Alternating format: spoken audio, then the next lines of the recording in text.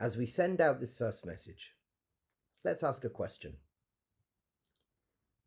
Where do you tend to live? The past, the present, the future?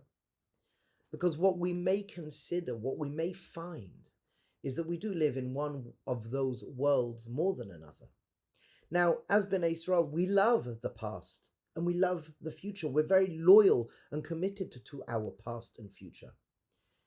Yet, if we are solely living in those worlds, it could lead very easily to anxiety, stress, or even depression, to fear and other unhealthy, unwanted experiences.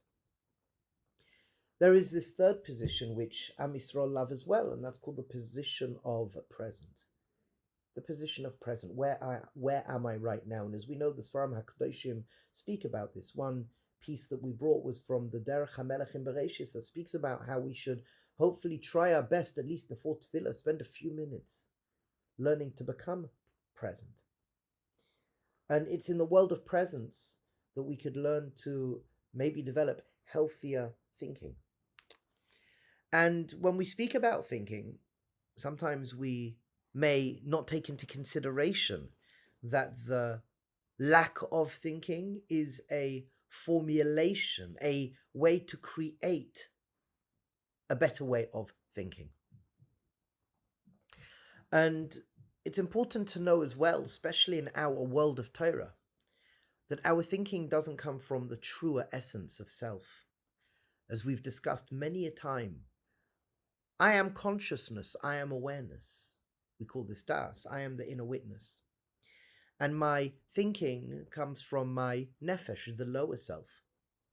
And the lower self contains my hirhurim, my fleeting thoughts. And as we mentioned last time as well, there's a qualitative difference between fleeting thoughts, hirhurim, and machshavas, which are more cognitive thoughts. You and I, my friends, we are amazing. We have all of these tools within us, and what we want is to become guided into really connecting to those tools, helping us understand ourselves, upgrading our lives, being really connected to the life that we're living, and we can all do that. And what we want is to realize I'm not actually my thinking, I'm relating to my thinking. I'm not my thinking, I'm relating to my thinking. I can be conscious of my thinking, just as Rabbi Nachman tells us in Likutei Eitzos, Dibur, that I could be conscious of my speaking. As I speak to you, I could become conscious of my speaking. I could become conscious as the words come out. I could become conscious as the vibrations. I can feel the words as they come through the whole system of word creation. My lungs, my throat box. And there's a deep yichud that's going on here, becoming more and more aware of my thinking, becoming more aware of my speaking. And hopefully I can seed wonderful words that increase the probability of me living a fantastic life. So as we said, we have the past and future. We want our starting place to be the present. I want to know that each and every moment I'm relating to my thinking in the present moment. I'm not my thinking. I want to understand and experience that I can choose to explore or ignore thoughts that come up within me. So the way we can start to do that, two practices. We'll share two practices. That's what we'll do. And until the next message, practice these experiences if you wish. If you wish, practice them, play around with them, experiment and experience with them, have fun with them if you wish. The first is a simple grounding exercise.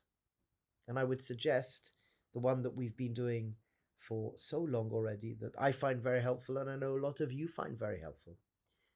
Feel the ground under your feet. Feel the ground under your feet. Become aware of tastes in your mouth. And become aware of any flavors. Become aware of moisture or dryness in your mouth.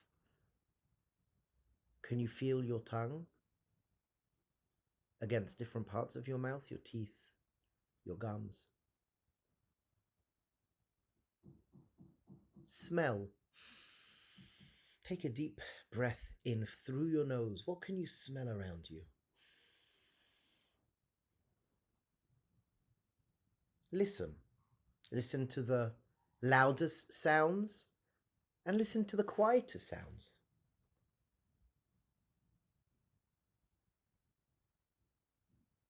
And look around, just look around and see how everything is perfectly placed in the present moment. Simple grounding exercise that brings us up into a place of centering, what we call das. Another exercise is the habata exercise, lahabit, to observe. Ask yourself, what am I feeling in my body right now? What am I feeling in my body right now? Non-judgmental observation. Stand back and look at your experiences within your body without getting involved. You can ask yourself, what emotions am I experiencing right now? And we're not speaking about good, bad, right, wrong, just whatever is. And what thoughts, if any, are crossing my consciousness right now? Ma ani choshev. Again, there's no right, there's no wrong, there's no good, there's no bad. Non-judgmental observation of my thinking. And what we can suggest to beautiful ones is stage one, when we can become more present and we know that we can observe our thinking. We can choose to explore or ignore our thinking. This is the first step of building a relationship with our thinking. And what I further would suggest, any contemplative exercise that we do from now on, you can choose one of these to anchor yourself, to center yourself, or you could do both for a couple of minutes. You could do both. And I find it to be really helpful. Now I'm going to ask you, you let me know. You let me know before you pray, before you learn, before you're involved in helping somebody, whatever it may be. Practice this as a grounding exercise, simply to become aware of who you are more of and who you are less of. Remembering that our thinking is an unbelievable tool, an ancient tool. It's so to speak, it's much like a magical tool. It's wild, it's wonderful, and we could do so much good with it. And to remember, our minds can be a place of Gan Eden. Our minds could be a place of Gan Eden. Or chas v'shalom, a person's mind can be a place of Gehenna. A person's mind can be a place of hell. We choose, and we hopefully will choose wisely. Bracha, mazel, and hatzlacha.